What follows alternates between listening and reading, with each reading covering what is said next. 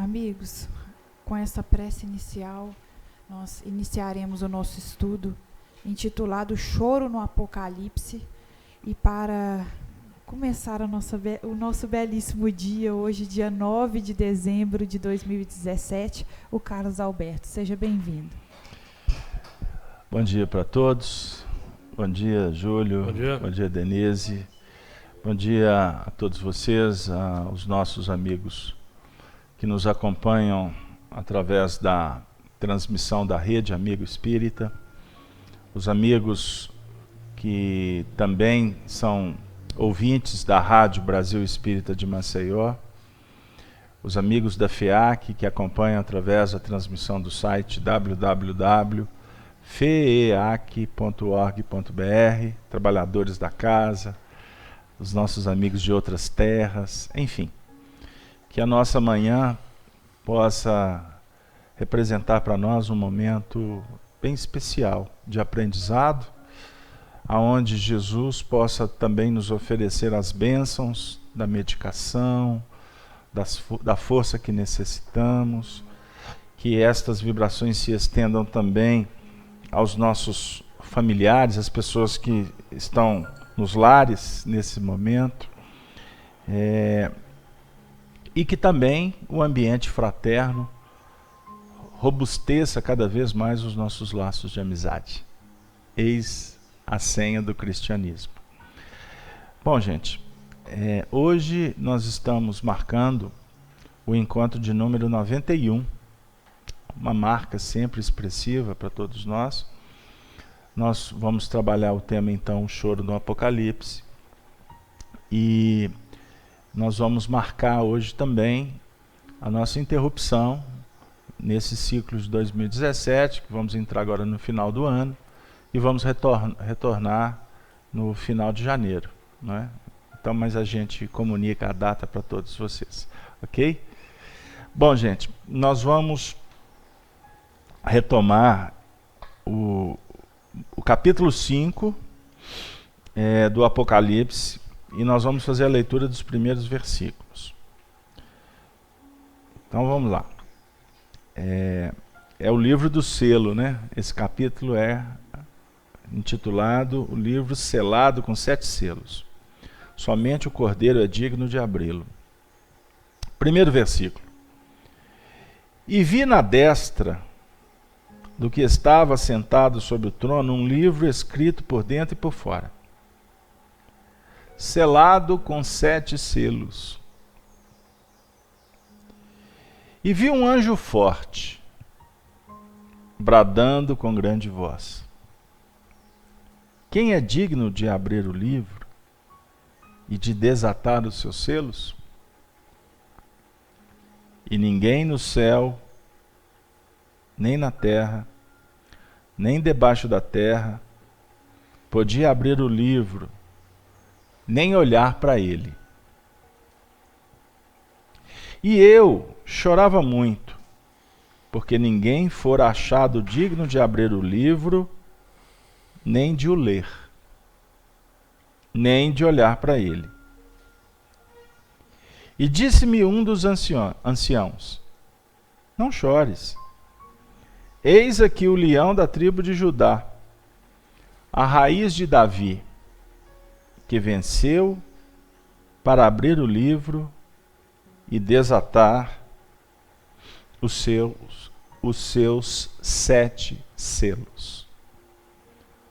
Vamos ficar por aqui. Então, na última semana nós trabalhamos basicamente o versículo 3. E ninguém no céu, nem na terra, nem debaixo da terra podia abrir o livro, nem olhar para ele. Nós trabalhamos na última semana essa condição a ser adquirida para poder abrir o livro. Conquista espiritual do indivíduo e dos projetos que envolvem a coletividade. Porque, crescendo o indivíduo, ele influencia no meio aonde opera. Adquirindo autoridade, estabelece uma condição de referência, uma condição de um fulcro que irradia e é observado. Vivemos num movimento de socialização. Nós crescemos individualmente, mas em sociedade. Então temos compromisso com a sociedade. Na sociedade recebemos influências e influenciamos. E no caso do Apocalipse, que é uma obra extraordinária, que fecha, entre aspas, um processo didático aprendizado que nós vamos encontrar nas Escrituras, desde o primeiro versículo do primeiro capítulo de Moisés.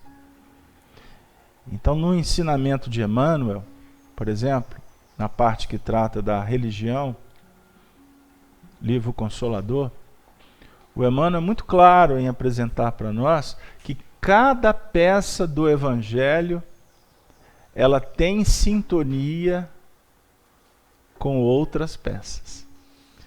É o que os judeus falavam sobre a importância de encontrar pérolas e tecer um colar de pérolas. Isso é um princípio judaico. Então, nós estamos aqui estudando um trecho, uma parte, que ela tem uma expressão importante e bem específica.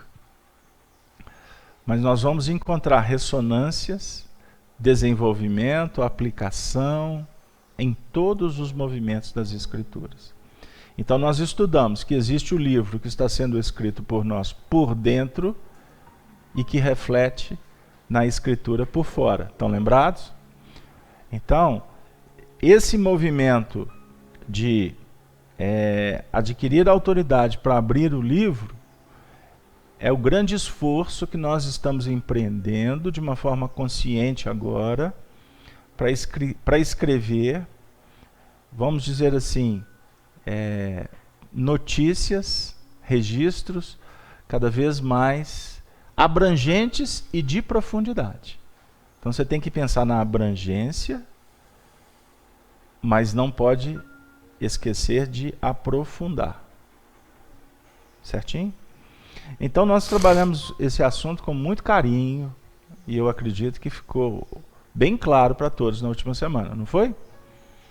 Bom, o nosso objetivo hoje é trabalhar o versículo 4 e eu não estou me estendendo exatamente porque esse versículo 4 ele é desafiador. Eu vou relê-lo.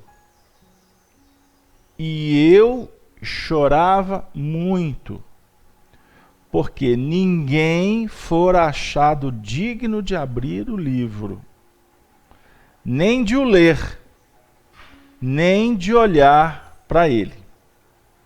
Né? Então, esse versículo, ele traz para nós, no seu primeiro movimento, o choro. E eu chorava, não é isso? E eu chorava muito. Então nós estamos vendo aqui, se é chorar muito, é um choro convulsivo, não é isso? É um choro doído. É um choro que apresenta uma angústia, que apresenta desespero. Podemos falar sobre isso? Pois bem, quem que chorava muito? O evangelista, não é verdade? Eu chorava muito. Eu vou pedir o Júlio, já combinei com ele, que ele vai ler para nós o versículo 9 do capítulo 1 do Apocalipse. Porque João é o companheiro na aflição. E por isso temos esse registro de seu entristecimento pelo grau deficitário da nossa evolução. Leia para nós, Júlio. Então, versículo 9, capítulo 1. Eu, João, que também sou vosso companheiro, vosso irmão e companheiro na aflição, e no reino, e paciência de Jesus Cristo, estava na ilha chamada Pátimos por causa da palavra de Deus e pelo testemunho de Jesus Cristo. Então vamos voltar naquele começo que nós trabalhamos esse capítulo primeiro. Então João é um companheiro na aflição. E ele está falando de paciência de Jesus Cristo, a definir o amor paciente. O amor como a ciência da paz. João é companheiro na aflição, a definir que os espíritos superiores se fazem presentes em todos os instantes em que há um clamor, uma súplica, uma dificuldade. E isso também nos fala de um processo chamado colaboração. As hostes superiores em Deus trabalham, portanto, em equipe. Falamos da sociedade, não falamos?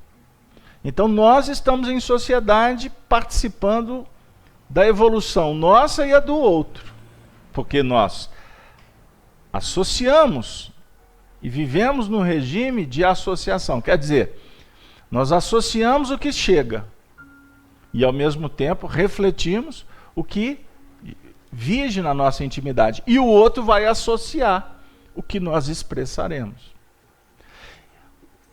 À medida em que os espíritos vão graduando na escala espiritual, vai se ampliando a responsabilidade nesse processo.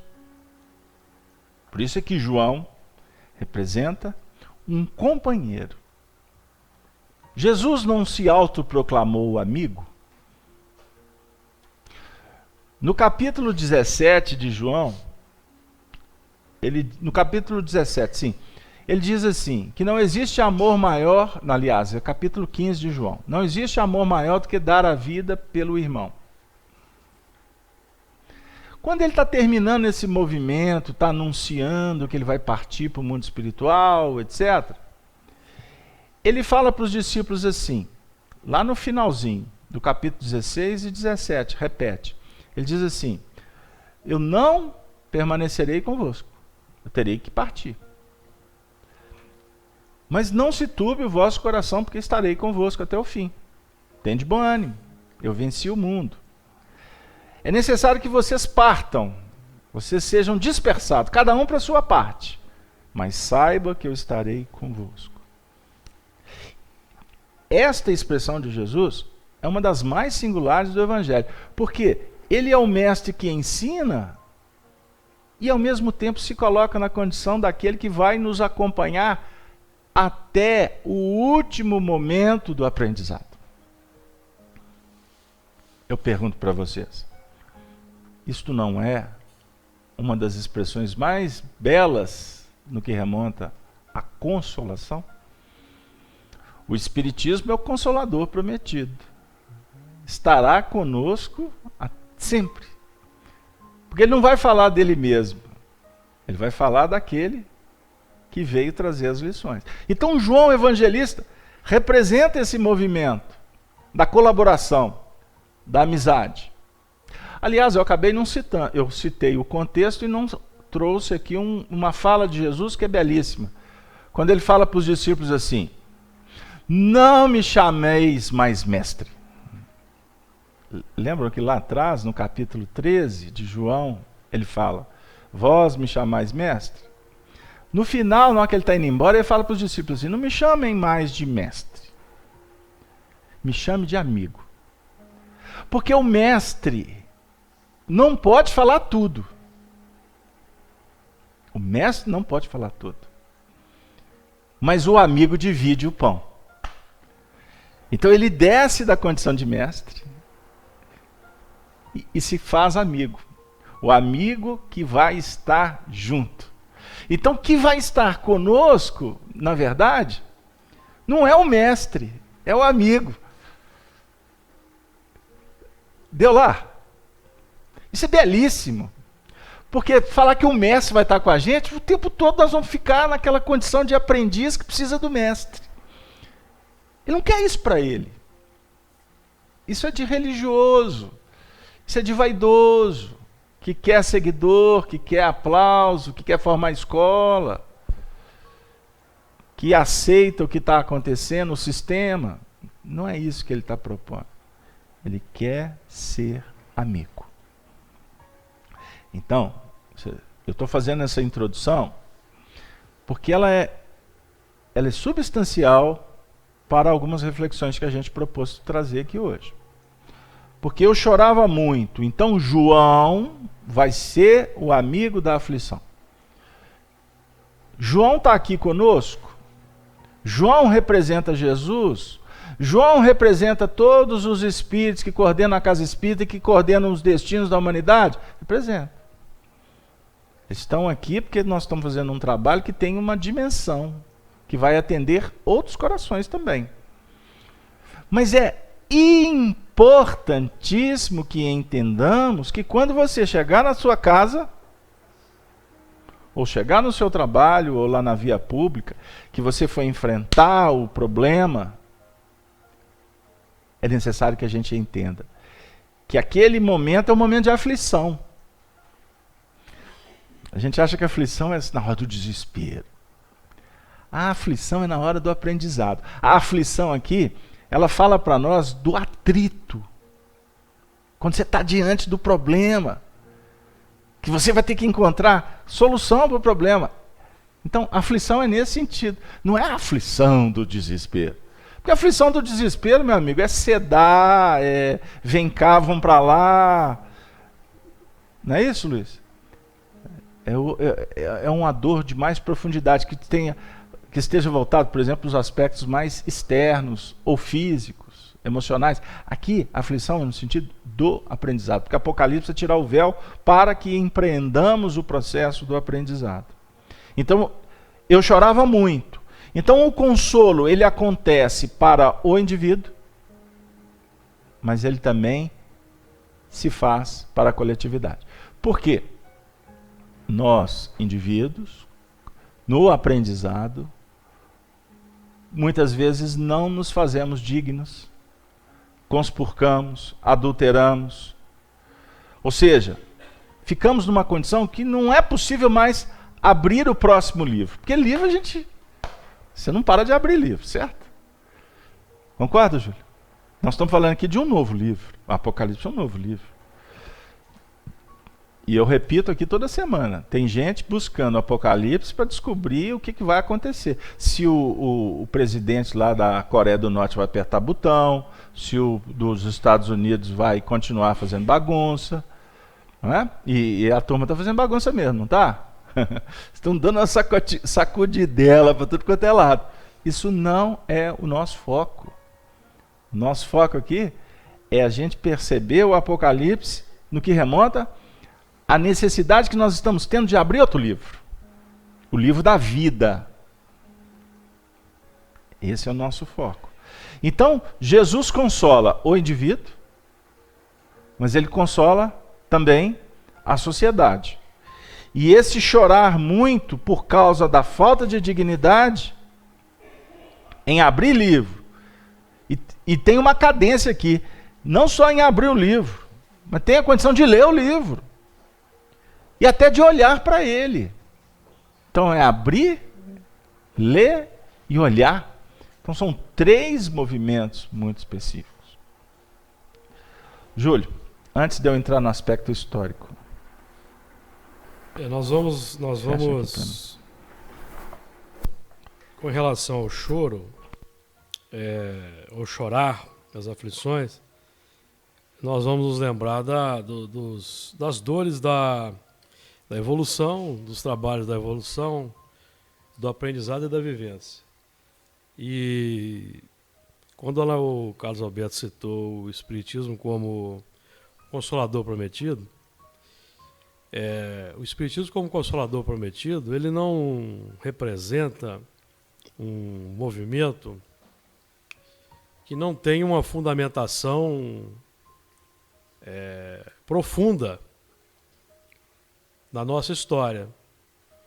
Então, quando Jesus diz que nos enviará um outro Consolador para que fique eternamente conosco, Jesus está fazendo referência a todo um trabalho que foi sendo elaborado ao longo do tempo para estabelecer na Terra a consolação. A consolação de tal forma que seja uma profilaxia de dentro para fora da intimidade, na intimidade dos seres, para que nós deixemos de materializar ou concretizar as causas perenes de aflições. Então, por isso que, por exemplo, o espírita não mais pode ser um religioso tradicional, só frequentar o templo, de se integrar num sistema de adoração. O espírita é chamado à vivência plena no campo da intimidade, no campo interior. Materializar o Evangelho, concretizar o Evangelho na sociedade, para que o Evangelho seja a pátria no coração de cada um, seja a morada de cada um de nós. Então, onde nós estivermos, o Evangelho estará, porque nós iremos irradiar componentes de compaixão, de misericórdia, de tolerância, componentes que vão favorecer a educação do próximo, educação profunda, componentes que vão ajudar os espíritos na obra da regeneração, em que a sociedade, nós iremos ver ao longo da regeneração a refundição das instituições, a transformação das instituições, conforme que os Espíritos nos apontam na questão 914 do Livro dos Espíritos, em que o combate ao egoísmo e ao orgulho é fundamental na intimidade dos seres, mas para que o orgulho e o egoísmo sejam banidos da Terra, é preciso que se reforme as instituições. E a primeira e mais básica das instituições, o lar, a família, que é o fulcro, que é o centro. Então, onde o Evangelho precisa ser cultivado. Daí, termos os movimentos no nosso campo espírita cristão do culto, do estudo do Evangelho no lar. É para que os espíritos se reformem. E em nos reformando, nós vamos expressar o Evangelho ativo na vivência. Então, esse movimento de consolação, ele começou lá atrás, porque nós aprendemos, por exemplo, no livro A Gênese, Allan Kardec muito judiciosamente nos esclarece no livro A Gênese, lá no primeiro capítulo, no item 5, 6 e 7, que o homem é capaz, ou o espírito é capaz de evoluir pela força das coisas. Nós trazemos um determinismo divino que nos capacita a evoluir pela força das coisas. Só que a evolução pela força das coisas, ela é muito mais dolorosa, gera muito mais dores. Por isso, então, Allan Kardec acrescenta que de tempos em tempos o Pai nos envia os reveladores, para fazer com que haja um progresso, haja um avanço. Agora, os reveladores são aqueles elementos predispostos que Deus encontra para lhe servir de porta-vozes. Então nós temos que desenvolver a predisposição, que é a capacidade de atuar, de amar, de compreender, de tolerar, de nos envolver fraternalmente, solidariamente, nos níveis do Evangelho. Então, nos territórios do Evangelho. Então o movimento de consolação, ele vem sendo, para favorecer e facilitar a evolução, ele foi um movimento que veio crescendo no tempo. Então, por exemplo, nós não estendemos muito a questão da consolação. O primeiro consolador efetivo da história, da trajetória do povo hebreu, da revelação, é Noé, que quando ele foi gerado por Lameque, que o gerou, que toda uma história de genealogia, de crescimento do amor na terra, Noé, ele chamou seu filho Noé e disse assim: este nos consolará acerca de nossas obras e dos trabalhos das nossas mãos. Aí nós vamos lembrar da lei de causa e efeito. Obra trabalho, porque nós choramos em função das obras. E choramos em função do que fazemos. Então eu preciso parar de fazer determinadas coisas e começar a fazer outras coisas diversas. Então Jesus representa o apogeu, o suprassumo do Consolador, que vem de fora para dentro, para consolar. Agora, o trabalho efetivo de consolação definitivo, que vai nos libertar das complicações, é o de dentro para fora. Por isso os Espíritos definem para nós: espíritas, amai-vos, instruí-vos. Então nós temos todo um panorama, todo um programa de trabalho para que nós nos consolemos e a nossa consolação seja potencializadora ou indutora, fator de indução do trabalho autoeducativo do próximo, que vai gerar a sua consolação. Por isso o Espiritismo não tem líderes, não tem mentalidades que definem o sistema para o próximo, não tem hierarquia, estrutura organizacional hierarquizada como as igrejas têm, como era o cristianismo primitivo nas suas origens, como Jesus o legou para nós, e não como os homens o fizeram. Porque nós vamos encontrar no Evangelho segundo o Espiritismo a seguinte informação: no cristianismo encontram-se todas as verdades, são de origem humana os erros aí enraizados. E a tendência de enraizar erros que foram colocados no cristianismo persistem hoje no Espiritismo. Essa raiz não foi cortada, essa raiz continua brotando, ela continua crescendo. E o nosso foco aqui, como está dito no versículo 5, é a raiz de Davi, de uma linhagem nobre, de uma linhagem digna, que vai estabelecer a dignidade de abrirmos o livro e estudarmos, abrimos a codificação espírita e dinamizarmos a codificação espírita para todos. Muito bem. O pensamento nobre de Allan Kardec. Bom, gente, então a gente vai verificando aí que o assunto é bem complexo. E a gente tem que trabalhar com muita tranquilidade para que a gente possa verificar aqui a importância da presença dos Espíritos para nos ajudar no processo da abertura do livro.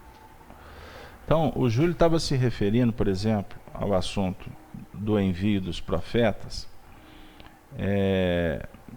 Nós vamos encontrar o Emmanuel, por exemplo, no livro Consolador, na questão 280, foi questionado para ele: os profetas do Cristo têm voltado à esfera material para trazer aos homens novas expressões de luz para o futuro da humanidade? Resposta: em tempo algum as coletividades humanas deixaram de receber a sublime cooperação dos enviados do Senhor na solução dos grandes problemas do porvir.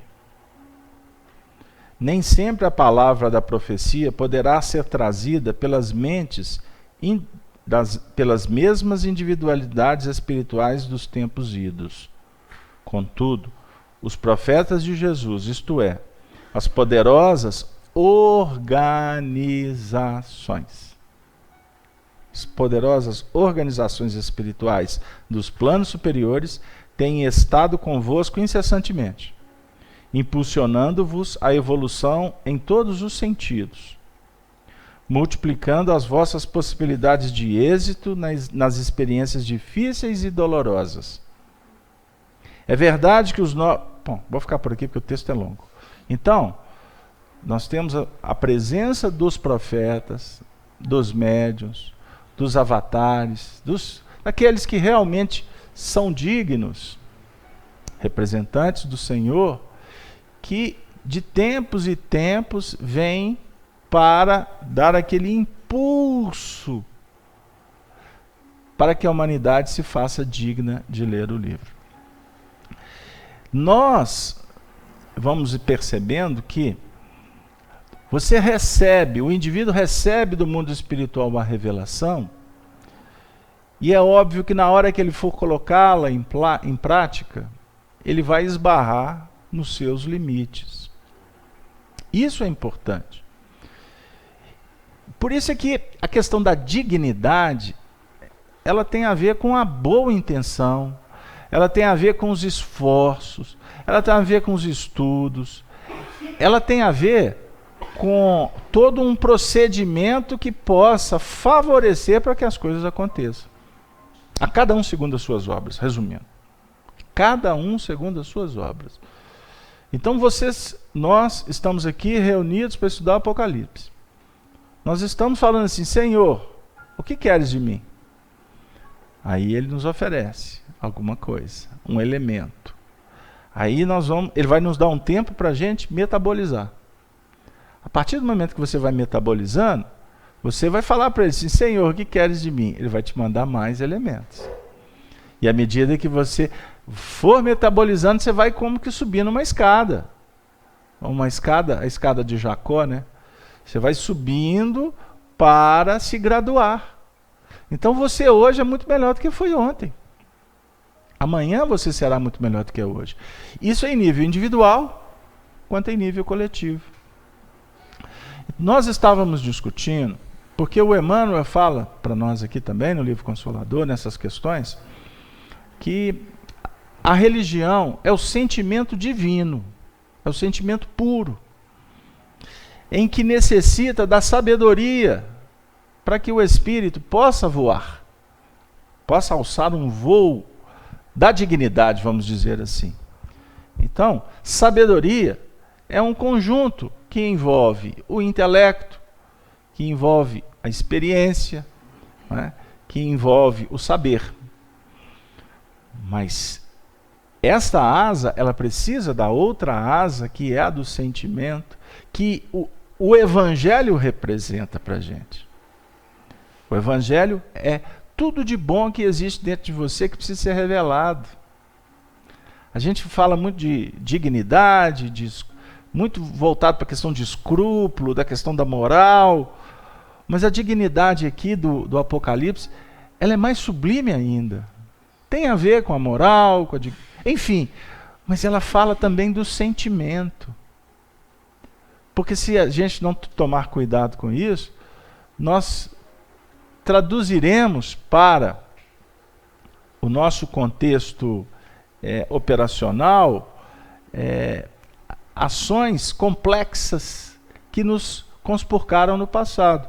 Então, quando o Júlio fala sobre o que o movimento espírita também tem como um movimento humano problemas, é porque aonde existe homens, existem contradições.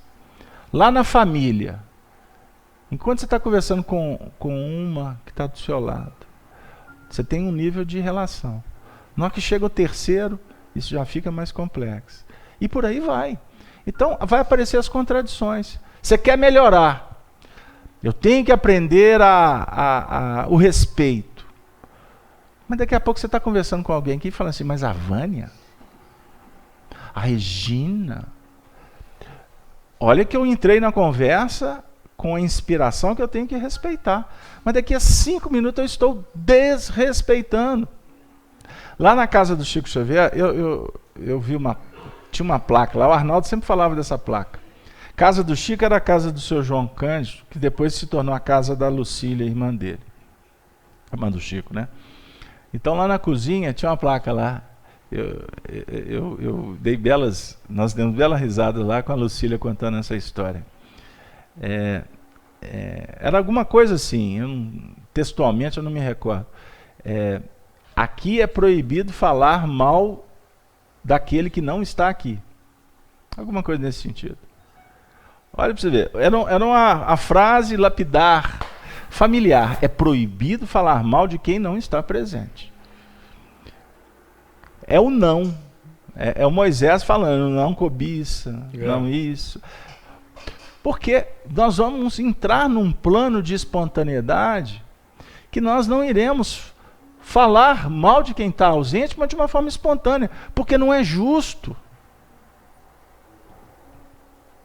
Eu conversava com o Júlio aqui sobre um assunto delicado. Eu falei para ele, esse assunto, para mim, ele está congelado. Porque enquanto eu não conversar com quem de direito, eu não sou digno de propagar esse assunto. Porque esse assunto envolve uma série de questões que podem ser temerárias, desrespeitosas. Então, no movimento espírita, na casa, quando eu falo movimento espírita, é o movimento da casa espírita.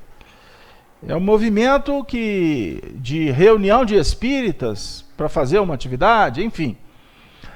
O movimento espírita tem problema porque é um movimento espírita de pessoas humanas, que vivem num mundo de prova e expiação, que está caminhando para a regeneração que vai estar estabelecida daqui a milênios. O Emmanuel diz aqui que o Evangelho é o código do futuro, para daqui a milênios da regeneração. O Emmanuel escreve isso aqui. E nós queremos que a regeneração se faça daqui a algumas décadas. Nós estamos preocupados se vai ter guerra mundial, porque se tiver guerra mundial não vai ter regeneração, vai acabar tudo.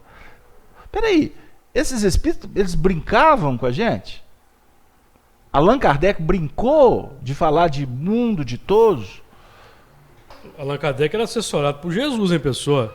Entenderam? Vamos lembrar isso aqui. Então, eu estava conversando com amigos historiadores, e chegou nas nossas mãos, eu fui presenteado por esse livro há muitos anos, de uma amiga que fez até uma tese de doutorado. Ela tem muita afinidade com a ciência, com as filosofias orientais, enfim, e ela me presenteou com esse livro.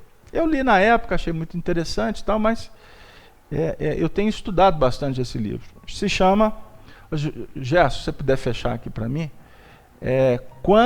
lê para mim, Vânia. Quando Jesus se tornou Deus. Aqui vai contar uma história muito interessante que é ocorrida no cristianismo. No cristianismo. Que foi o chamado cisma de Ários. Ários foi um presbítero, um cristão que viveu numa época de muita intelectualidade, onde as discussões elas faziam parte de um cenário da sociedade no que remonta às questões religiosas. Então aqui, essa história, ela se dá no século IV, que foi aonde o cristianismo viveu muitos encontros chamados concílios. Esses concílios discutiam a natureza divina, a natureza de Jesus. Eram concílios que começaram a discutir o que veio a ser a própria teologia.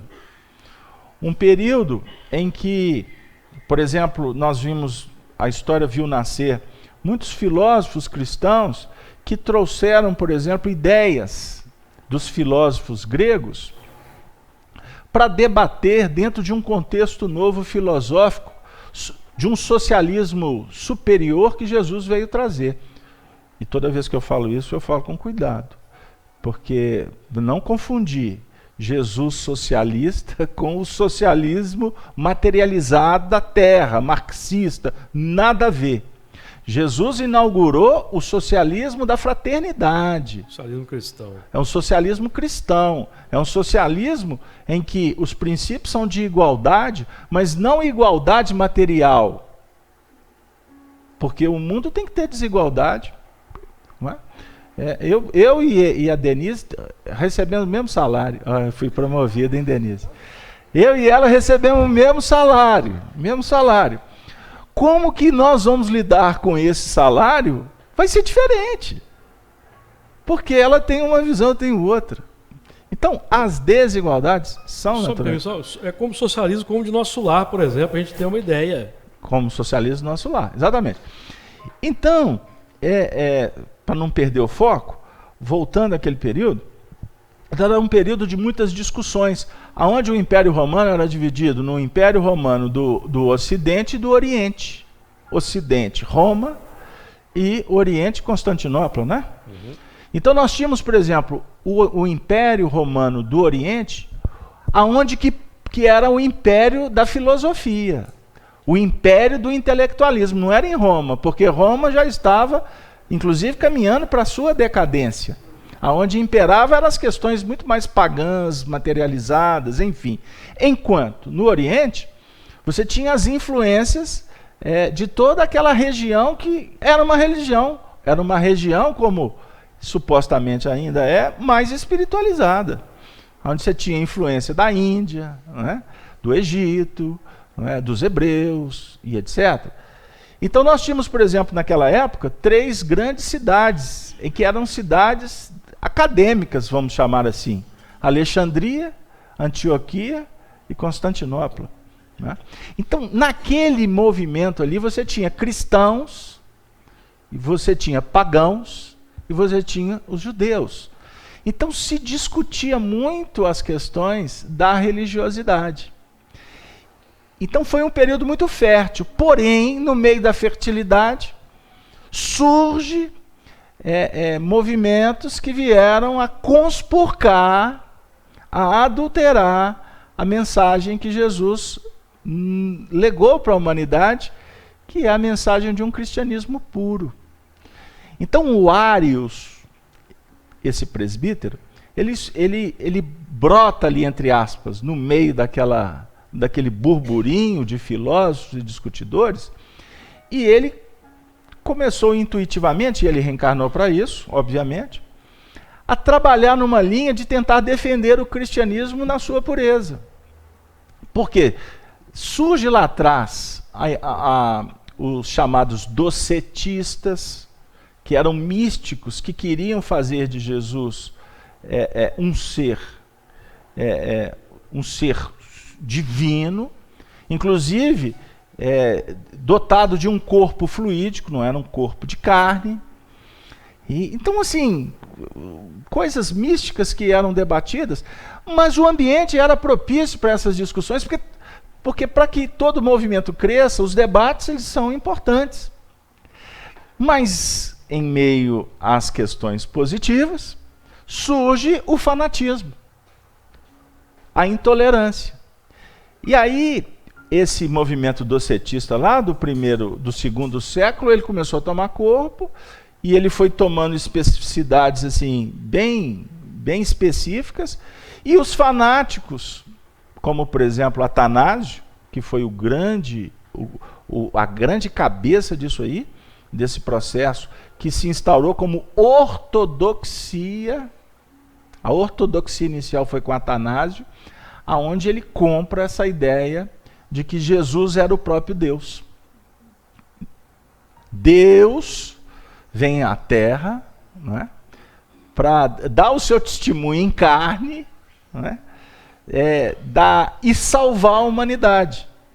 Então, nesse livro, Quando Jesus se tornou Deus, essa madrugada eu estava refletindo aqui, e eu achei um trechozinho, se vocês me permitem, aqui, só para historicamente trazer, para a gente entender algumas coisas.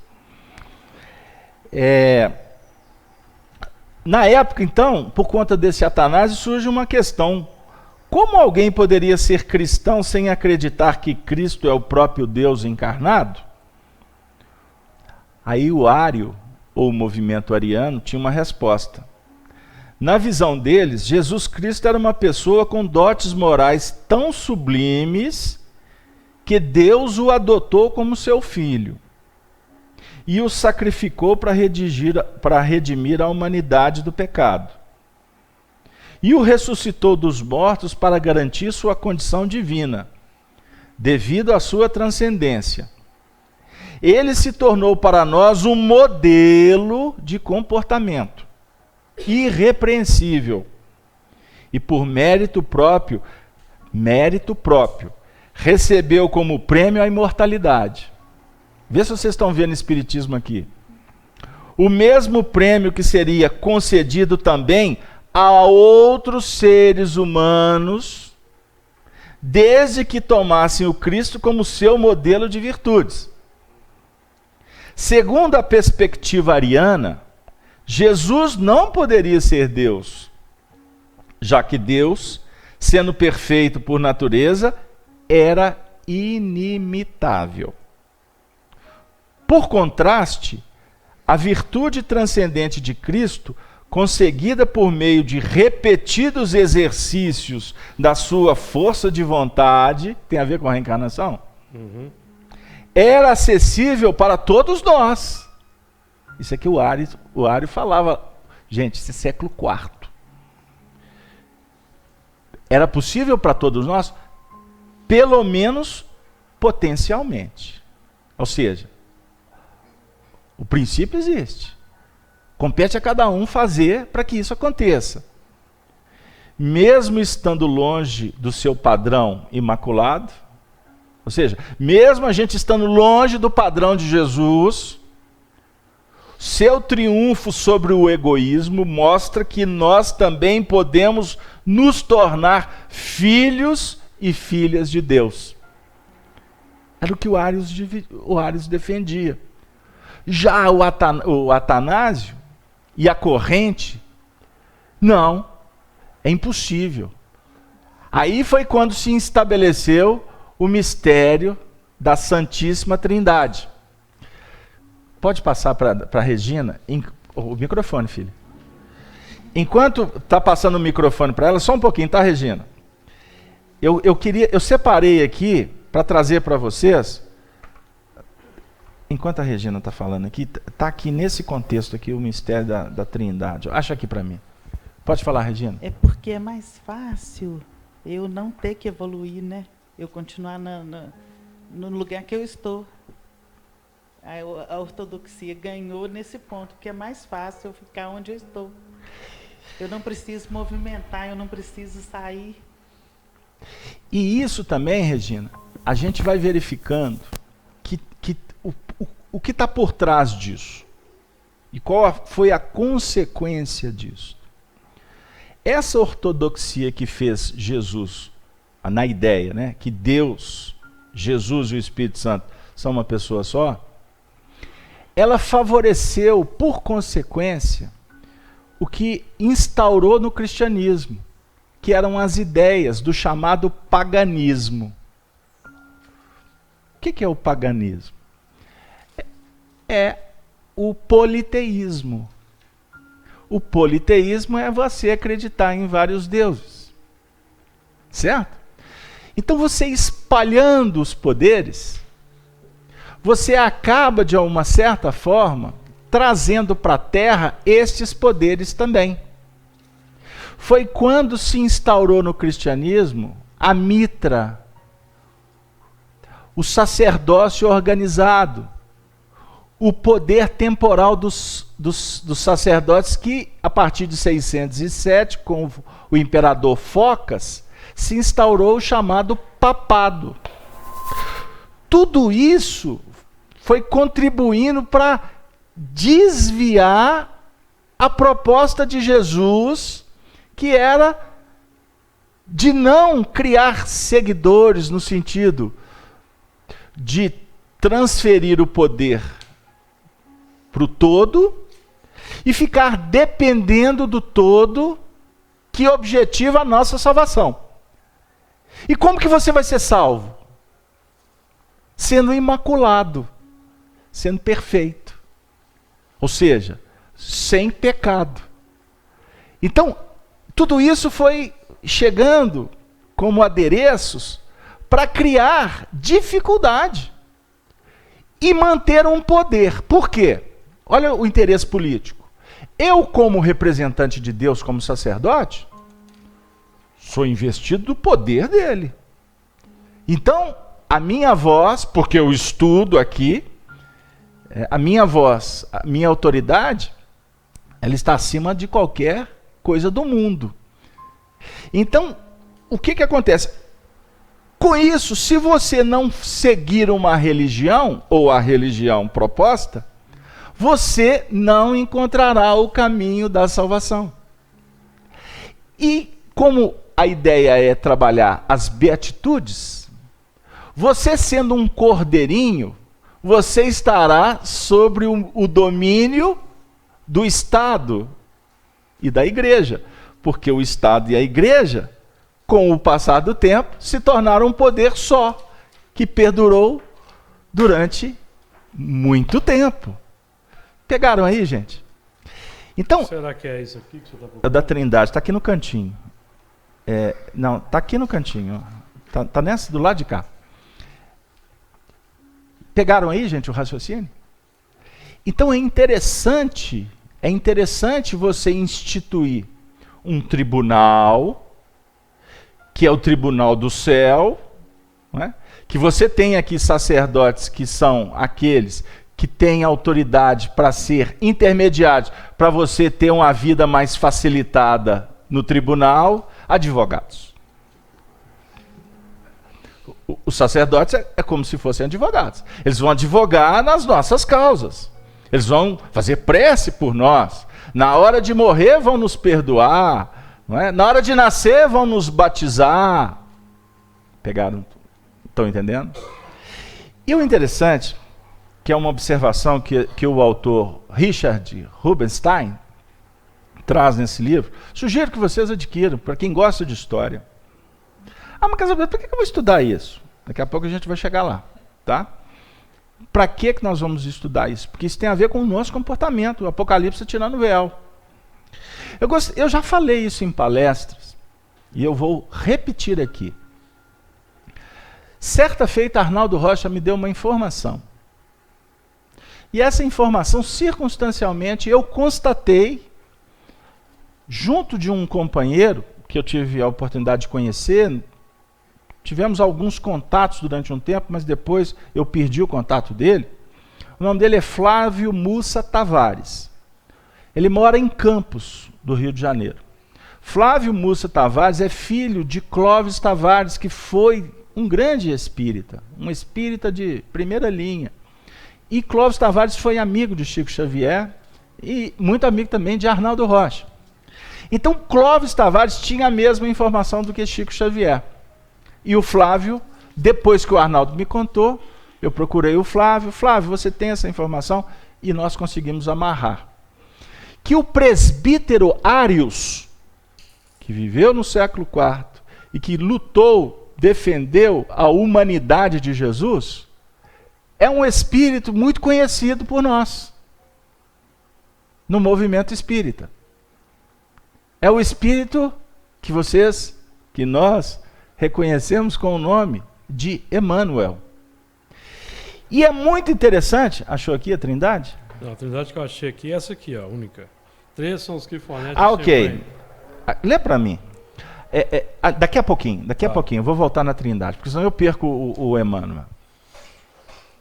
Eu perco o Emmanuel, eu vou ficar mal, não vou? Você vai ficar à deriva. Então vamos lembrar a história. Quando a gente tem uma informação, a gente precisa checar essa informação. Você se recorda? Vocês já leram o livro há 2000 anos? Gente, tem que ler o livro. Quantas vezes? Só duas. Há 2000 anos eu já passei por ele umas 30 vezes. Então vamos lá. Você se recorda que no livro há 2000 anos tem um encontro do senador romano Públio Lentulus Cornélios no lago de Genezaré com Jesus Cristo? Essa passagem é extraordinária. Certa feita o Arnaldo Rocha falou para o Chico, mas aquela descrição tão bonita do livro há 2000 anos, será que o Emmanuel não te contou mais algumas coisas do que está escrito ali? Aí o Chico respondeu assim: Emmanuel disse que a narrativa é aquela, porque o objetivo dele era apresentar Jesus num diálogo ou num colóquio com um homem. E para ter um diálogo com um homem, ele reduz a sua condição espiritual e vai ter uma expressão de uma humanidade real. O que fica inteligível para nós a conversa. Então é como se tivessem 2 homens conversando ali, conforme a narrativa do Emmanuel. Porque não adianta florear, criar toda uma epopeia fantasmagórica lá da vida, se o indivíduo não vai pegar a essência. Beleza. Você se recorda um outro momento do livro que Emmanuel participa do tribunal junto com Pôncio Pilatos, o julgamento de Jesus, e que Emmanuel fica assim, diante daquele homem. E o livro revela que quem sugeriu para Pôncio Pilatos o nome de Barrabás para ver se não dava uma brecha ali para soltar Jesus foi Emmanuel. Foi o senador Públio Lentulus. Isso é importante. Embora ele poderia ter se esforçado mais para liberar, para soltar.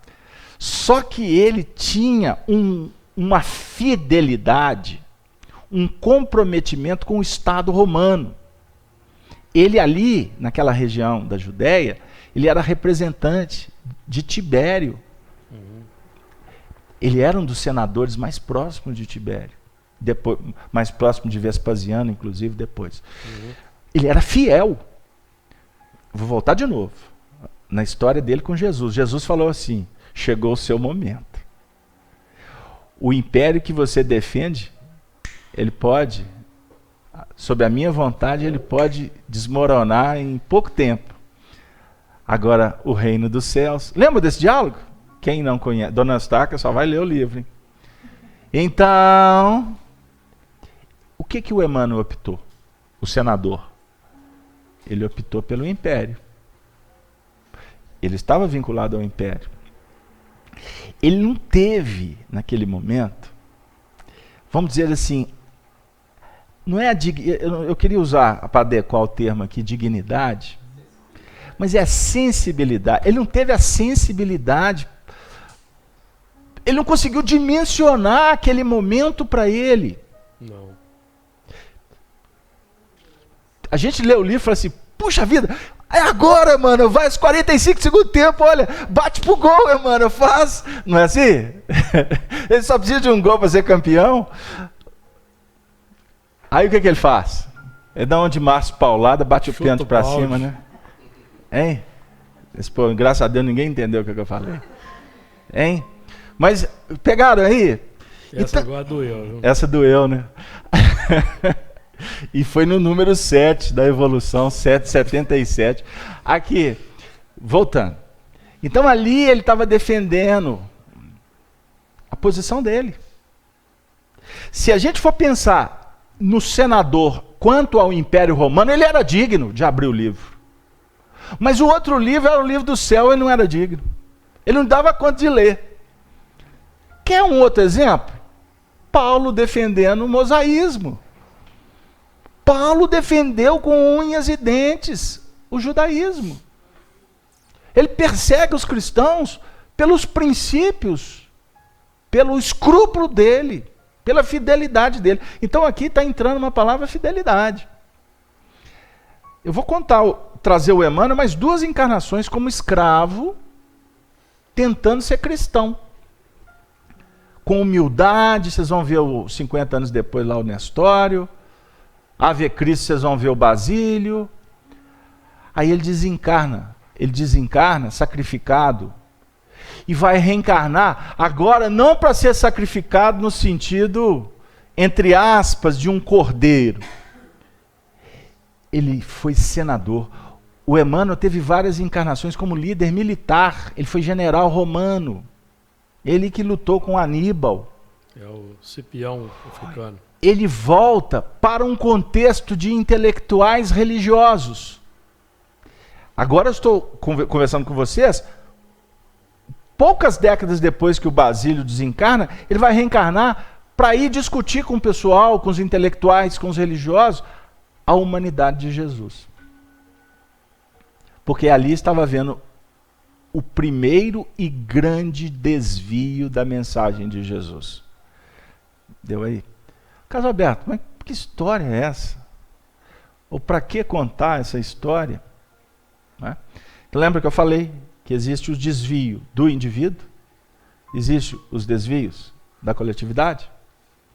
E esses desvios é que nos colocam na condição do clamor. Porque depois que desvia, queda. E do choro, consequentemente. pranto e ranger de dentes. E semeia a discórdia e o choro porque o foco do espírita cristão é a transformação moral. O mundo clama, o mundo está em desespero. A coletividade está sofrendo.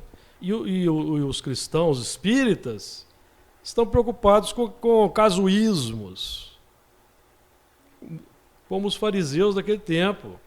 E a obra fica por fazer, a consolação não se exterioriza no mundo. Jesus não expande o seu coração no mundo, porque Jesus hoje não está mais encarnado para expandir o seu coração. Ele vai expandir por nosso intermédio. Mas nós estamos, como diz Emmanuel, nós estamos enxertando cactos infernais na videira divina. A Denise está pedindo aqui a palavra. Denise, vamos lá. Tem uma pergunta aqui da Ana Maria. Ela é de Pistã, Chapada Diamantina, na Bahia. Lugar bonito. Ela gostaria de que vocês elucidassem uma questão para ela aqui. Não seria contraditório Jesus, sendo um espírito puro, ser enviado por Deus para ser crucificado a fim de salvar a humanidade, quando diz que tudo que passamos é prova ou expiação e serve para a evolução? Como é que é o nome dela? É a Ana Maria, da Bahia. Ana, Chapada de Diamantina, lugar bonito, hein? Ana, eu vou te responder, primeiramente agradecendo a sua participação. Segundo, eu vou procurar ser bem objetivo para a gente não desviar do foco. Mas nós temos que pensar que um espírito puro, ele não reencarna. Ele não reencarna. Questão 132 do Livro dos Espíritos. Qual o objetivo da reencarnação? Não é progresso? Resumindo. A encarnação, no caso de um espírito puro, ela tem um objetivo bem específico, que é uma missão. Certo? Então, Jesus é o espírito mais evoluído que encarnou na Terra. Então ele esteve aqui uma vez. E vocês vão encontrar até livros inventando histórias. Isso é ilação despropositada. Certo? Então ele encarna, porque ele é mestre, não é? Ele não representa o amor na sua essencialidade. Então ele traz para nós um conteúdo reflexivo, didático, extraordinário. No dizer da espiritualidade, ele envia os missionários em nome dele. Mas depois ele vem. Então não adianta tu falar, no nosso campo aqui, bem limitado, não adianta falar, você tem que exemplificar. Ele não precisava de exemplificar, não. Quantos exemplificaram em nome dele? Mas no dizer de Emmanuel, ele fez questão de dar o seu próprio testemunho. Tanto é verdade que ele diz assim: eu não vim de mim mesmo, mas eu vim em nome daquele que me enviou, realizar a obra dele. E o testemunho que ele define para nós é a expressão mais extraordinária do amor. Agora, ele não exige isso da gente. Por isso é que o próprio Jesus diz assim: misericórdia eu quero. Eu não quero sacrifício. O que é misericórdia, Renata? Você sabe a definição de misericórdia? É trabalhar com a miséria do coração. O que Jesus pede para nós é ter compaixão. Ele não está falando para você subir Calvário, não. Sabe por que ele não fala? Porque quem sobe Calvário, sobe por vontade própria.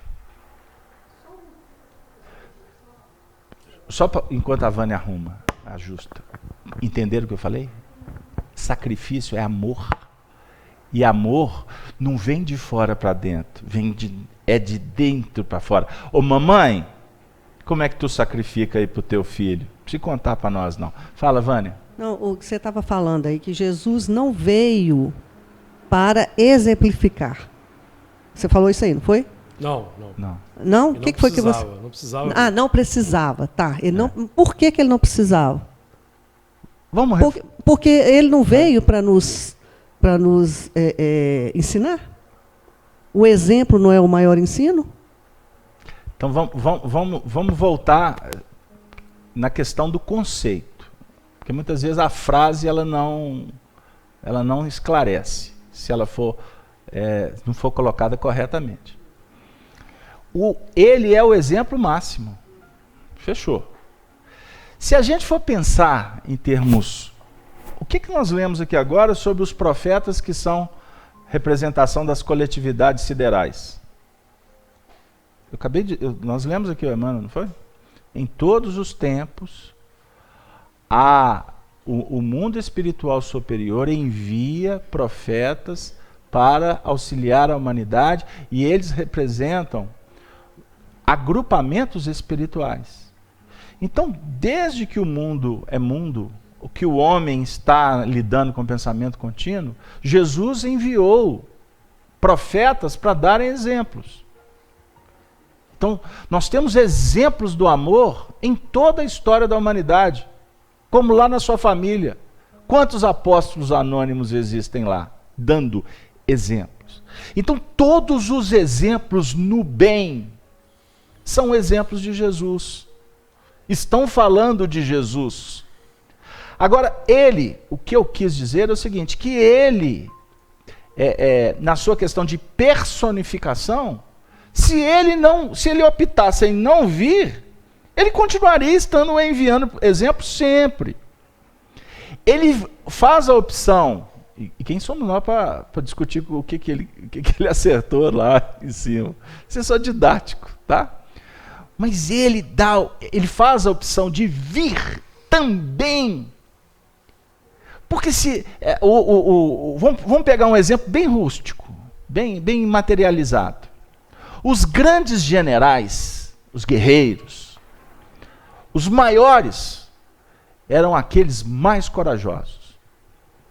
Eram aqueles que iam lá para o fronte, lá junto com a infantaria, para enfrentar as garras dos leões lá na ponta. Eles não ficavam só de cá assim, agora vai para cá, agora vai você, agora vai você. E eles lá montados no cavalinho, todo impecável, igual a gente vê em alguns filmes aí.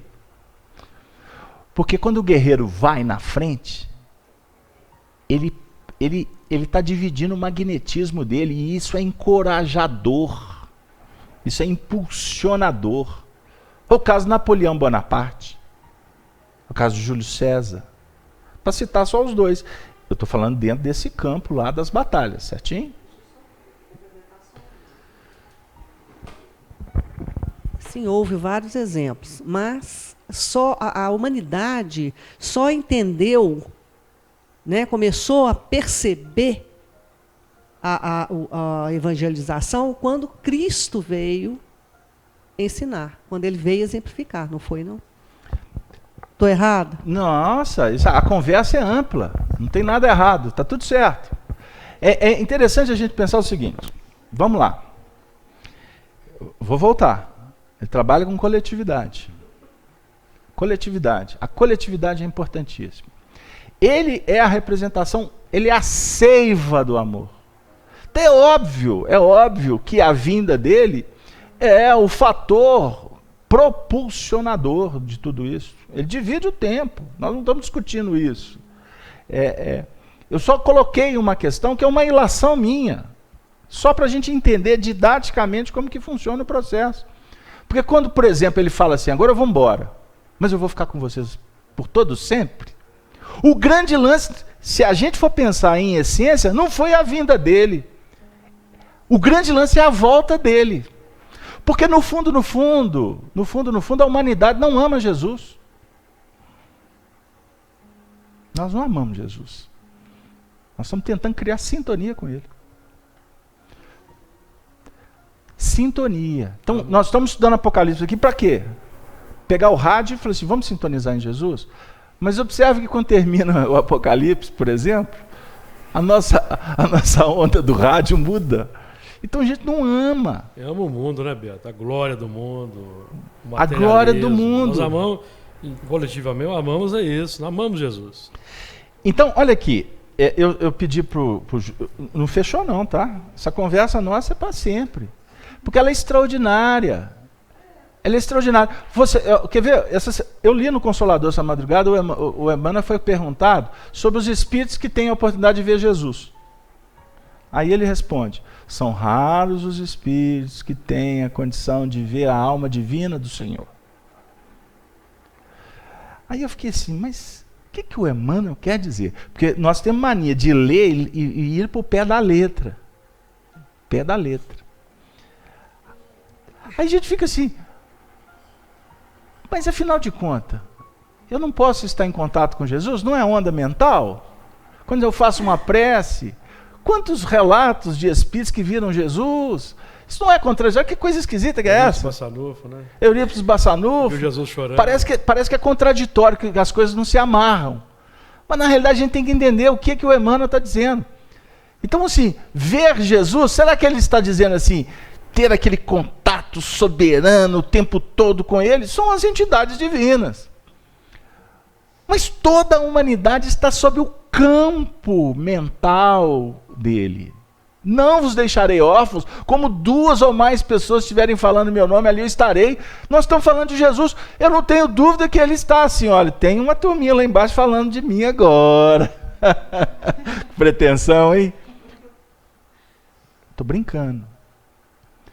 Mas eu não tenho dúvida de que nós estamos sobre o influxo irradiador do amor dele. O amor de Jesus é um amor tão genuíno que ele que nos sustenta. E você não precisa de ver. Aliás, a gente pode sentir.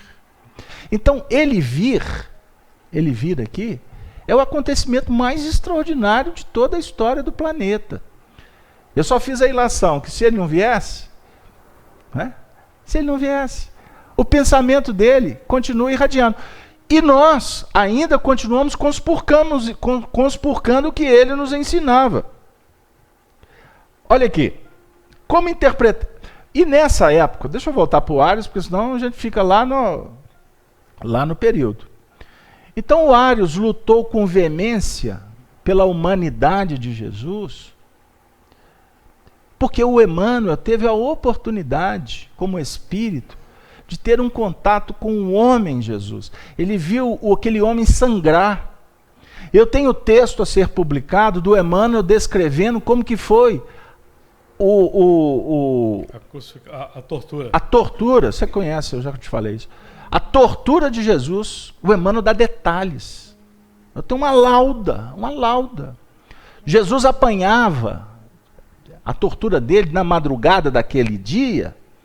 Ele foi surrado, ele foi torturado com um saco de areia. Sabe para quê? Para danificar os órgãos internos e manter a caixa torácica, né, intacta. Então, de certa forma, aquele filme do Mel Gibson tem razão. Paixão de Cristo. De certa forma, tem uma razão. Né? O Emmanuel falou disso lá na década de 70. Eu tenho esse depoimento do Chico. Então veja bem, lá atrás eles estavam discutindo que Jesus não tinha corpo de carne. Nesse período isso aqui tomou forma. Jesus era uma aparição. Essa discussão foi se propalando, né? Ela foi se dinamizando ao longo do tempo, e chegou um período, para vocês terem uma ideia, isso até hoje é verdade, existem pessoas que discutem isso. A natureza do corpo de Jesus, com todo o respeito. Mas a gente vê claramente que são os mesmos discutidores ou as mesmas discussões de antes, que elas viajam no tempo e vez por outra a gente pega isso e pega como se estivesse descobrindo ou reinventando a roda e trazendo muito mais dificuldades para nós mesmos. Só para concluir, Allan Kardec, quando codificou a doutrina espírita, ele escreve o livro A Gênese. No capítulo 15, existe um item 68.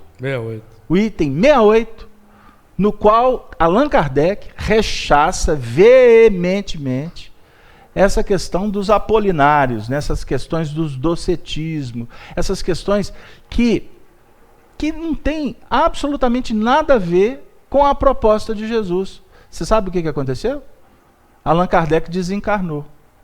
Ele mal a lápide, o caixão foi né? Foi tampado na Sociedade Espírita de Paris.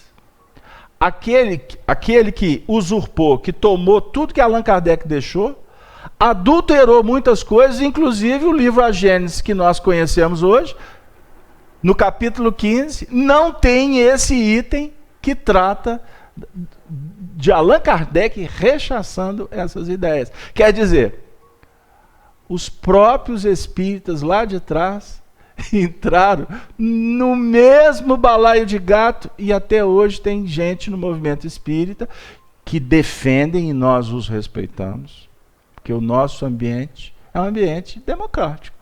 Mas até hoje nós temos pessoas que defendem, até com certo fanatismo, do mesmo jeito que o fanatismo imperou lá atrás, preceitos ou ideias que na realidade só demonstram para nós a alteração do que efetivamente nós necessitamos.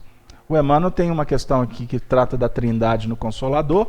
Quem quiser procurar, vai encontrar o Emmanuel dizendo que toda a história sempre encontramos discutidores e aqueles que desviam o que efetivamente poderia promover a evolução. Casalberto, mas puxa vida, o Apocalipse hoje foi, para alguns, pode ter sido cansativo. Mas nós precisamos de discutir isso. Você sabe por quê? Viu, Gerson? Porque todos nós estamos aqui tentando encontrar solução para os nossos problemas. Tudo que nos desvia do que é o simples, do que é o moral, do que é o ético, do que é o justo, do que é o bom, é a manifestação da treva que insiste em nos criar complicações. Vamos para o acontecimento atual. Você tem uma declaração de um presidente dos Estados Unidos da América, uma declaração. Foi o suficiente para deflagrar uma onda de intolerância, de violência, que parece que já morreram 4 pessoas, né? 4 pessoas por essas manifestações. Por quê? Ele agrada a um e desagrada o outro, né? Ele agrada judeu e desagrada palestino. Gente, vamos refletir. Uma declaração é suficiente para levar pessoas à morte. Qual o nível de responsabilidade? Qual o nível de entendimento do indivíduo desse? A responsabilidade dele é enorme, mas o entendimento dele, pouco se lixando para o que o outro vai sofrer. Vocês estão de acordo? Está pouco se lixando para o que vai acontecer. Eu tenho que trazer, porque é minha obrigação. Essa semana nós tivemos o Tiririca lá, o deputado, que pediu exoneração, fez um discurso. Coitado, nem falar direito ele sabe. Ele tem desenvoltura para falar. Mas ele, como o Clodovil já fez em outras feitas, não é? Falou assim, eu fui eleito, ele foi o deputado mais votado da história, não é? Da história. 2 vezes, milhões de votos. Ele se candidatou por uma brincadeira. Quando assustou, estava lá. E quando ele chegou lá, ele falou assim, o que eu vim fazer aqui? Viu a verdade. Aí ele disse assim, que o tempo todo, para qualquer votação, chega alguém com uma mala de dinheiro.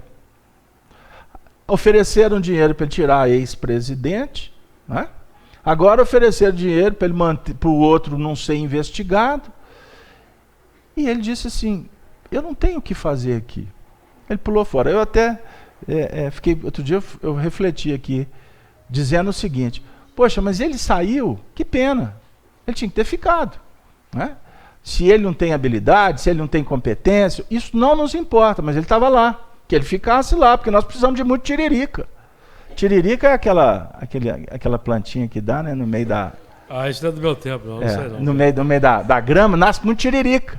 De repente, a tiririca é que é a luz. Eu não morei na roça. Porque tiririca é praga, não é, Gerson? Tiririca é uma praga que dá nas plantas, não é, dona... Aquilo é carrapicho. Aquilo é carrapicho. Olha, nós estamos precisando de muito tiririca. Entenderam? O que nós estamos dizendo? O que nós queremos trazer? Nós somos políticos, não partidários. Mas nós estamos trabalhando por uma política saudável. A política da boa convivência. Política divina. Nós estamos falando da política divina, é um texto do Emmanuel no livro Fonte Viva. Nós estamos discutindo aqui o nosso interesse em nos ajustarmos num processo para atingirmos a felicidade. Por isso nós não podemos desviar. Por isso nós não podemos conspurcar. Não podemos adulterar. Porque se nós adulterarmos, se a gente deixar do que é essencial, do que é básico, para sofisticar, nós só traremos problemas que amanhã nós vamos chorar. E o texto está dizendo, e eu chorava muito, porque ninguém for achado digno de abrir o livro. Os espíritos estão chorando. Por que naquele encontro de Eurípides com Jesus, por que Jesus chorava, você lembra? Conta aí. Ele chorava, o Eurípides pergunta para ele, o senhor chora pelos sofredores da terra, pelos abandonados, pelos humildes? Resumindo, a história é longa. Jesus responde para ele, não. Eu choro por aqueles que conhecem o Evangelho e não vivem a proposta. Por quê? Prestem atenção. Vamos imaginar um contexto planetário de muito problema. Alguns casos, quem promove o problema não conhece. Não significa que o indivíduo é presidente de algum lugar e conhece. Eu estou falando dos estatutos divinos. Mas por que o indivíduo chegou lá? Porque quem elegeu ele foi quem desconhece. Tem afinidade. Quem tem afinidade. Então, o presidente dos Estados Unidos foi eleito por uma maioria simples, não foi? A maioria votou na Hillary Clinton, mas o sistema deles lá é diferente. Ele é que ganhou. Milhões de pessoas votaram. Estas milhões de pessoas que votaram nele, eu posso arriscar que um percentual considerável arrependeu. Sim, isso já é fato. Então o que vai acontecer na próxima eleição? Quando alguém for votar no aventureiro, lá nos Estados Unidos, eles vão repensar, porque eles têm mais cultura política do que o brasileiro. Porque o brasileiro tem a competência de reeleger aqueles que o brasileiro sabe que conspurcaram. E que a televisão, a mídia, a imprensa maqueia e nós acabamos demonstrando que temos memória curta. Será? Ou quem sabe a nossa memória como brasileiros está começando a se expandir. Então eu tenho dito isso, não é o compromisso do Espiritismo, no seu sentido doutrinário, mas no sentido do espírita em comunidade, que é uma discussão que nós temos no movimento espírita, que o espírita tem que participar da comunidade. Uhum. Você não pode dissocializar-se, você não pode se alienar. Está acontecendo uma coisa no seu bairro, vai lá, quem sabe você não pode ser uma mão que vai ajudar Roberto, a organizar. Isso é o substrato do livro Conduta Espírita. Se você pegar os capítulos lá, o viés social. Então, quando for votar, não tenha vergonha. Vote em quem não tem história na política. Vamos mudar. Agora, lembremos que não adianta apenas mudar lá fora. Porque o processo de mudança, ele começa dentro de cada um. Então, qual que é a proposta aqui? Não é sermos éticos? Não é vivermos o Evangelho? Não é sermos respeitosos? Sermos fraternos? Ser fraterno é até orar para quando o político estiver no hospital, aquele que mais está fazendo complicação, ora por ele, Porque se você estiver desejando que ele morra, você está na mesma sintonia que muitos deles se encontram. E você não estará representando Jesus. Pegaram aí o que eu falei? Agora eu não vou. Quando eu estou falando da jurisdição daqui, eu não cito nomes. Porque eu não preciso de citar nomes. Eu citei o nome do Arius, citei o nome do Atanásio, citei o nome de Allan Kardec, mas, por exemplo, não citei o nome de quem adulterou a própria doutrina espírita. E muitos que continuam adulterando. E uma grande massa que não sabe absolutamente nada do que acontece. E faz do espiritismo uma coisa que o espiritismo não é. Faz do centro espírita igreja. Faz dos médiuns sacerdotes. Faz de algumas pessoas que têm um certo carisma destaques, eminências, cardeais. Para alguns, tem que ouvir fulano, porque fulano é a última palavra de espiritismo. Gente, isto não é espiritismo. Espiritismo, na sua essência, é o cristianismo redivivo.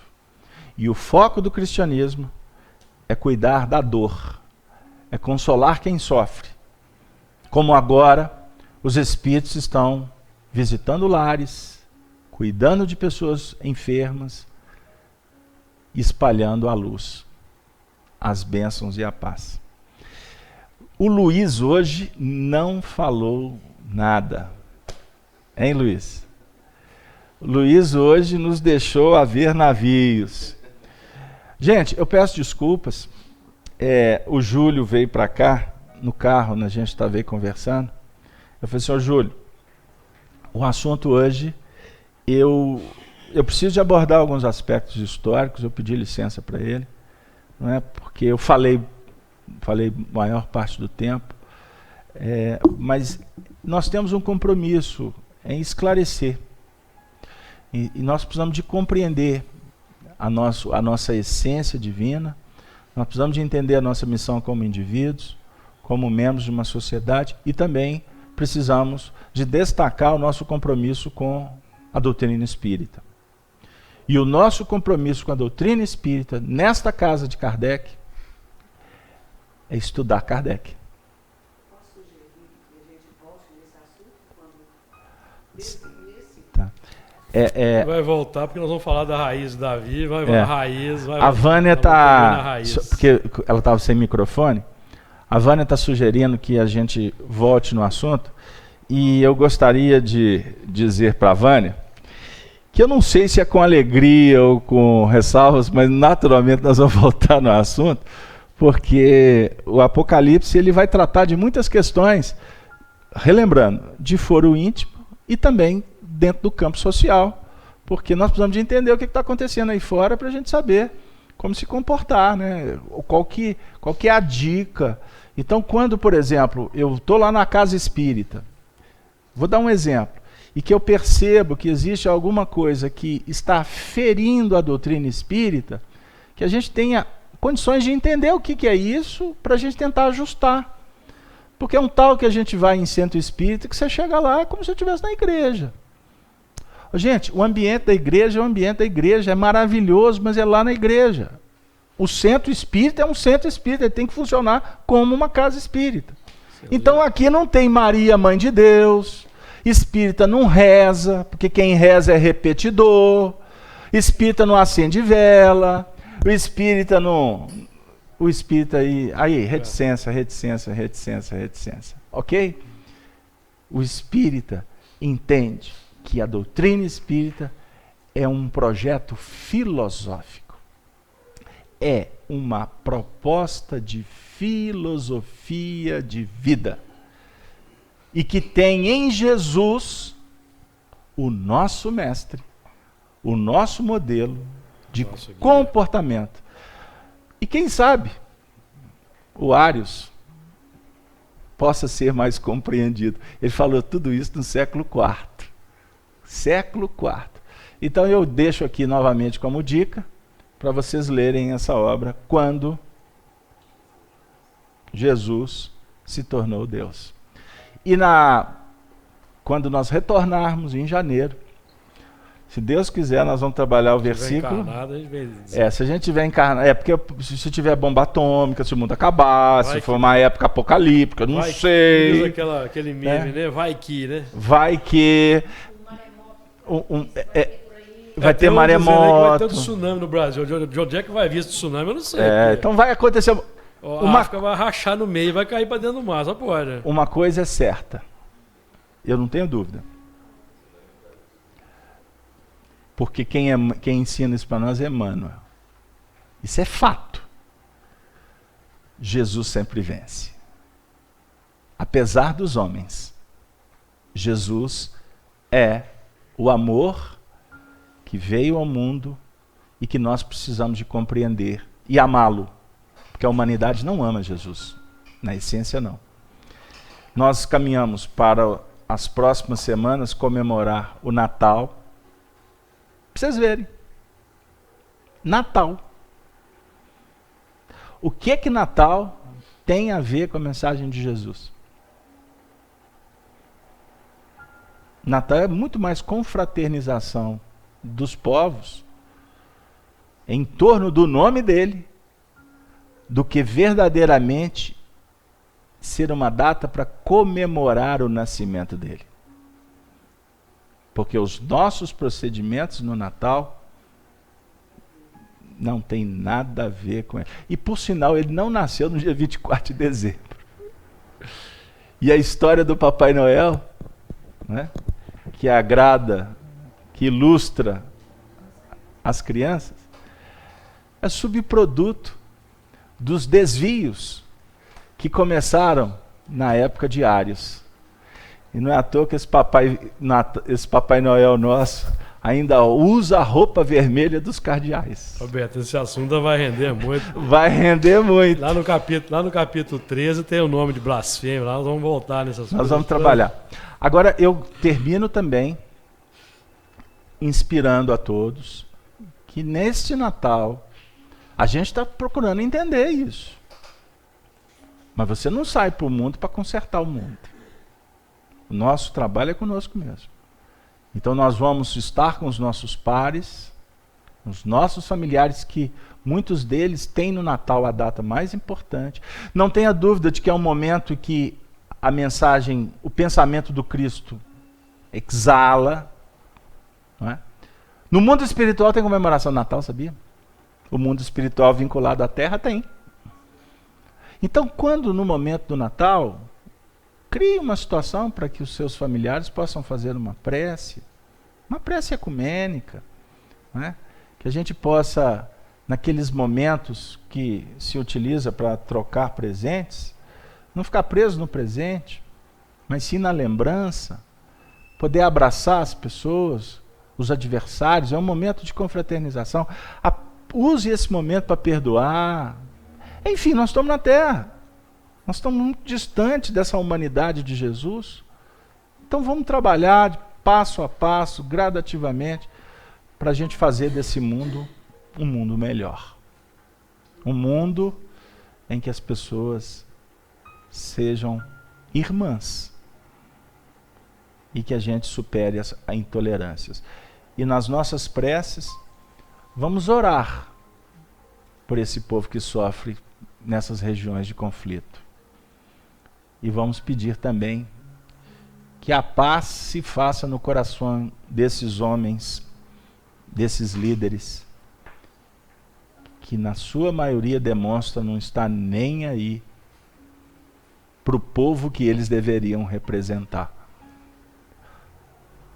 Ontem, desculpem, mas ontem eu assisti o Globo Repórter, que contou um pouco da história, da cultura do povo coreano. É triste você ver pessoas sofrendo porque estão longe dos seus parentes, porque um país foi dividido por conta de interesses primitivistas. É triste. Mas a gente sabe que nada acontece por acaso. Então vamos trabalhar para mudar esse panorama. Porque uma alma que se soergue, ela só ergue também o mundo. Pensemos nisso. Desejo a todos um Feliz Natal, que a Sagrada Família, no símbolo de José, de Maria, de Jesus, envolva a todas as suas famílias, as nossas famílias. 2018, a Casa de Kardec continue proporcionando para nós esses momentos tão ricos, principalmente de fraternidade. Eu, então, abraço a todos, me despeço, agradeço ao Júlio. O ano 2017 foi muito bom. Outro dia me falaram que a nossa parceria está ótima. Então vamos aprimorar, né? Porque é assim mesmo, né? Eu já começo a ver aonde que ele está para tocar a bola, ele devolve. Aí as coisas vão acontecendo de uma forma natural. A Denise, que é a nossa estrela guia, ela que é brilhanta, que nos inspira, né, Júlio? Beleza, afinal de contas, né? Quadro. Olha para o lado de cá, o visual fica muito mais agradável. Tô brincando. Denise, muito obrigado pelo ano 2017. 2018, todo mundo firme. E como o Luiz não falou nada hoje, ele só vibrou, nós vamos pedir para o Luiz fazer a prece final, em nome de todos nós. Luiz, por favor. Pode fazer sentado mesmo. Vamos fazer a prece um pouco diferente hoje. Eu vou ler uma mensagem do Emmanuel. Antes só de falar a mensagem, vamos lembrar só do estudo que fizemos hoje, né, do Apocalipse, que começa com choro, e às vezes estamos chorando diante de dificuldades que nos paramos, né, achando que não vamos dar passagem, de entender o próximo, né? Mas lembrando também que logo em seguida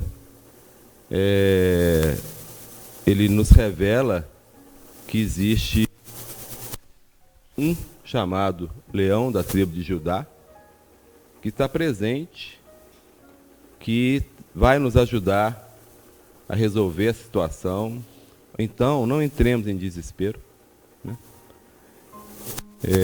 Eu vou ler uma mensagem, que essa mensagem ela será como a nossa prece de encerramento. Ela está no livro Rumo Certo, psicografia do Chico, escrito pelo Emmanuel. Então eu vou ler para vocês. Guardes o coração conturbado ou ferido, magoado ou desfalecente. Serve em favor dos que te amparem ou desajudem, entendam ou caluniem. Ainda que todos os apoios humanos te falhem de improviso, nada precisas temer. Sem que o saibas, ele te acompanha os pequeninos progressos e se regozija com os teus mais íntimos triunfos, assegurando-te tranquilidade e vitória. Ele, que te salvou ontem, salvará também hoje. Em qualquer tempo, lugar, dia ou circunstância em que te sintas à beira da queda na tentação ou na angústia, chama por ele. Ele te atenderá pelo nome de Deus. Sendo assim, que a paz, a harmonia e o equilíbrio esteja presente no coração de todos nós, de toda a humanidade, encarnada e desencarnada. Que todos nós tenhamos um ótimo final de ano e que esse simbolismo dessa passagem nos traga novas energias para enfrentarmos 2018. Muita paz. Com essa prece, essa belíssima leitura, nós encerramos as nossas atividades, desejando a todos um ótimo final de semana, agradecendo aos nossos irmãos do chat, que deseja a todos nós um Feliz Natal, aqui todos com ótimas vibrações, né? A gente fala aqui no chat que nós somos uma família. Então, que ano que vem possamos estar todos juntos para tomara que vários anos juntos, porque a gente não sabe o nosso caminho, mas que estejamos juntos em pensamento, em vibração nesse recesso, porque nós não nos desconectaremos, né, uns dos outros, por sermos uma família, por vibrarmos no bem. Então tenham todos um final de semana excelente, um caminhar maravilhoso. É o que desejamos à equipe da FEAC. Obrigada.